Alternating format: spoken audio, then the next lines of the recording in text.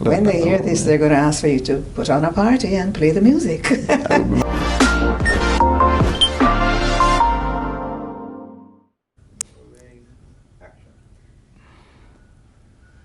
CEO Charlton McFarlane, you're relatively new to the Universal Service Fund. Just over a year you've been here. How have you adjusted? It's been an interesting journey so far. It's new for me. I've never worked in a technology-driven sector before. However, one of the strengths I brought to this position was my economic background and my management background to ensure that the agency was placed on a path of not just doing projects, but doing projects in a sustainable way. What did you study at university? You said economics management. What did you? Yeah, so my first degree, which I did at the University of the West Indies, was in economics and statistics. So it was a double major. And then I was fortunate enough to have been sent overseas, where I went to, I did a joint program offered by the London School of Economics and the University of York in health economics. Health economics? Yes. So believe it or not, I am one of only 2 health economists in Jamaica. So why are you here at the Universal Service Fund and not in the Ministry of Health or at the university lecturing? Well, that's where I started, at the Ministry of Health. I did 10 years with the Ministry of Health, and I have been lecturing at the University of the West Indies as an adjunct lecture faculty from 2006, actually, when I came back to Jamaica. But in terms of why I left and why I'm here, that's a discussion for another time. Okay, got you.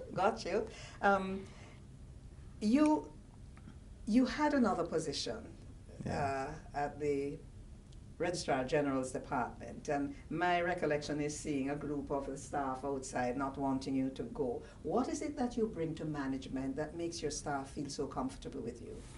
I think, to be honest, sometimes as managers, as leaders, as CEOs, we present ourselves as not being human. And when we present ourselves as such, being infallible, sometimes it alienates us from people. I think I bring a certain level of genuineness to who I am, so persons can come and sit with me. Persons feel comfortable interacting with me. I am not afraid to be vulnerable with my staff. I'll be the first to tell my team that, listen, I'm not an accountant, so you need to guide me. I'll be the first to tell my team that I don't know what the solution is. So those things, when you're as open as that with your team, what it does, it allows them to see that, hey, you're willing to learn from them and not just here to give instructions, right? So I see myself as a leader, as a guide, as a facilitator of good ideas. That's where my strength is. You shared your credentials, and they seem quite substantial. Recently, there was an article in one of our newspapers speaking about a public entity who the staff, a great number of the senior staff, had challenges or alleged that there were challenges with credentials. Yes. How could that happen? Would that be possible in an organization that you lead? So let me say that I haven't read the report that you are referencing, so I would not want to get into specifics. So let me ask you straight up. However, for people who are applying here for a job, yes, what do you ask your HR person to look for, to see, and what do you want to peruse? Okay, well, I always tell persons that you are only allowed to do what you are empowered to do, what you have the authority to do. Here at the Universal Service Fund, we have written standards in place, auditable standards in place. So it would be incorrect for us to engage in individuals who on paper would not have met the minimum requirements for any position, for the simple fact that we are audited, our employment practices are audited, we have a strong governance arrangement that manages that. We have subcommittees of the board, and we are required to send reports to the Ministry of Finance and the Auditor General's Department, along with our parent ministry. And so because of that, we pride ourselves on being compliant in our HR practices, in our financial reporting practices, in our governance reports, all of those things. So that's when was your last audit done? Is it up to date? Yes. So every year when we are required to submit our annual reports, we are required to submit those with audited financial statements. I'm proud to say that the Universal Service Fund is current, right? So our last annual report would have been the 25-26 annual report, and we do have that completed with audited financial statements. You speak with such confidence, but it's alleged, I've heard that your staff, everybody is on contract, nobody is permanent. Why?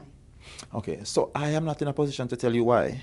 However, you're the leader, sir. No, so as the leader, even if I can't speak to the genesis of something, I believe my job is to fix what's in need of fixing.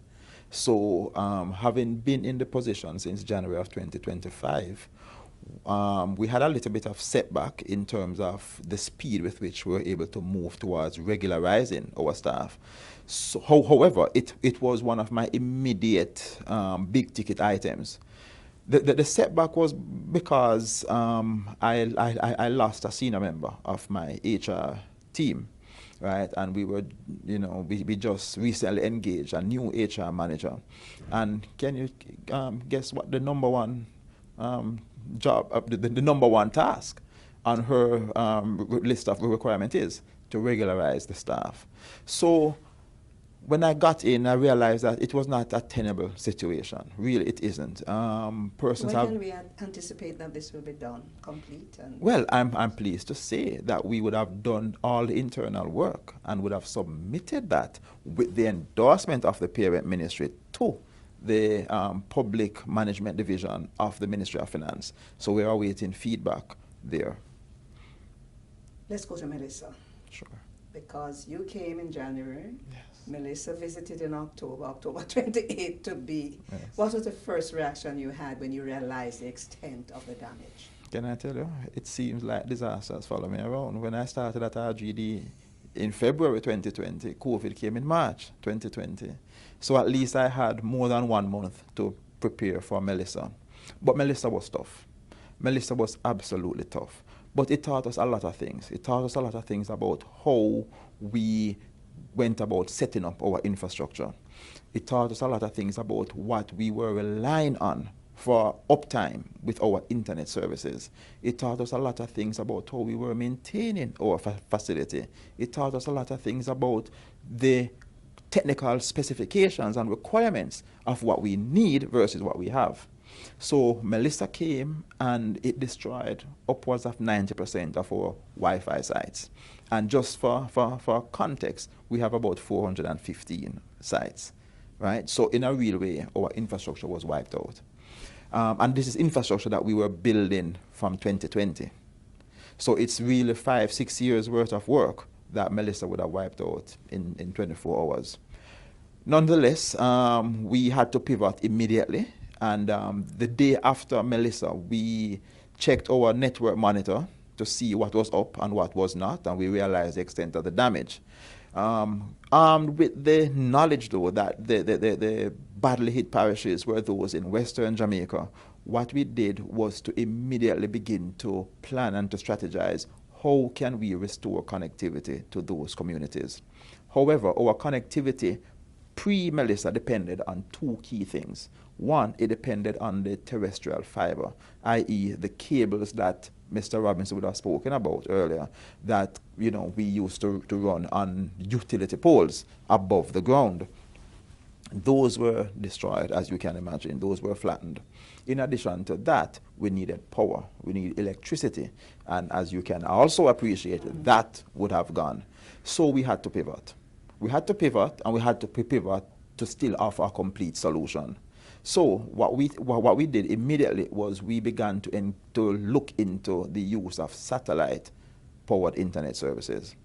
And in addition to satellite-powered internet services, we also had to find alternative power, which was not reliant on the grid that was down. So we then pivoted to solar. So right now, I'll tell you, in about 2 weeks after the passage of Melissa, we would have installed over 24 community Wi-Fi sites. Not necessarily where sites were before, but we looked at where the need was based on the extent of damage and the extent to which communities were marooned and needed connectivity.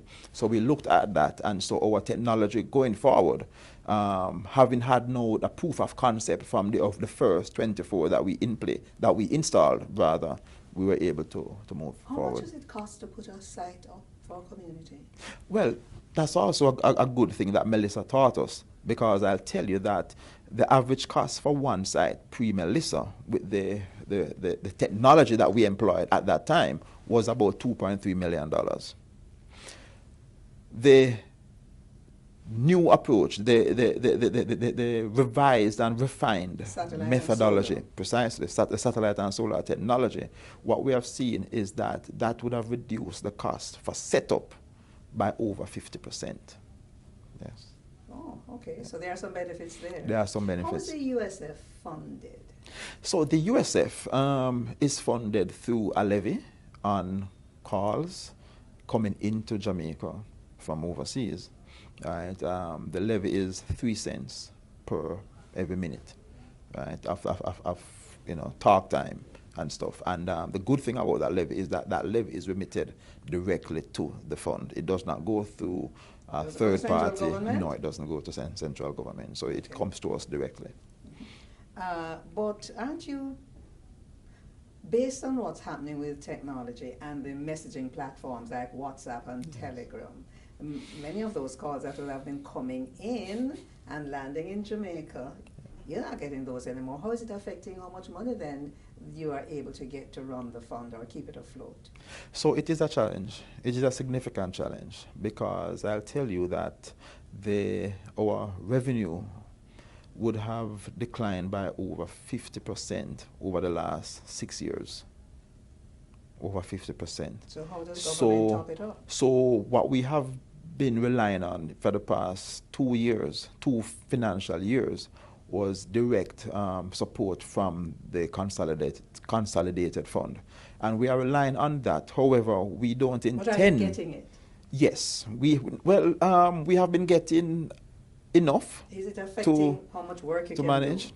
It is affecting how much work we are able to do. But I would not say it has crippled us so far. So we have still been able to achieve our mandate. What we would have had to curtail, though, is the number of devices, for example, that we are able to provide.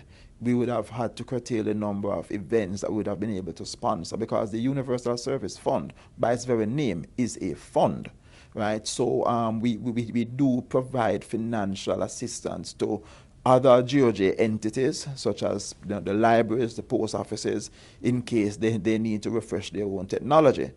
Do you provide them with money or with the technology? With the technology, which costs money. How do you source your technology? Where do you get it from? Well, partnerships are there internationally. So we rely on a lot of partnerships from overseas, but the technology I'm talking about we're not talking about software. I'm talking about hardware, right? So those we source directly from suppliers, which are located locally. Right. But just to go back to your point about the funding, because it's something that I'm seized about, we haven't realized the reduced inflows and the risk it poses to our ability to sustain operations. We made recommendations to the Ministry of Finance, and we are now in the process of finalizing an independent sustainability study, right, where we are looking at the business model of the fund in a holistic way. Because public finance is an issue.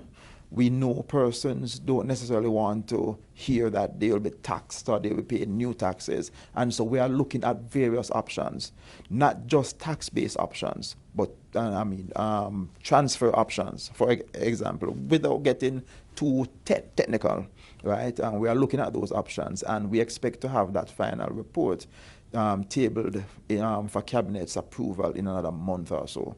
And then from that, we hope that we'll be returned to a sustainable place. And I hope so too. CEO, Mr. Charlton McFarlane, before I let you go, I still believe you're dealing with health economy when you're dealing with all of this, because the health of the nation. Yes. But if there's one thing that your staff doesn't know about you, whether here or where you were before, that would surprise them, what would it be? So I love music. I love reggae music in particular. And my staff would probably be surprised to know that when I was studying in the UK, I worked all weekends, or most weekends, as a disc jockey in clubs. So I was able to travel, in different parts of London, different parts of Leeds, playing music in clubs. So they would probably be surprised to know. When they hear this, they're going to ask for you to put on a party and play the music. That would be my pleasure. Well, thank you. I really appreciate you spending the time with us to explain what's happening and how you intend to come out of the rut, the financial rut, and that there's a lot of creative thinking, innovative thinking behind it at this point, driven by you. Thank you so much. Thank you Mr. Charlton McFarlane, the CEO of the Universal Service Fund.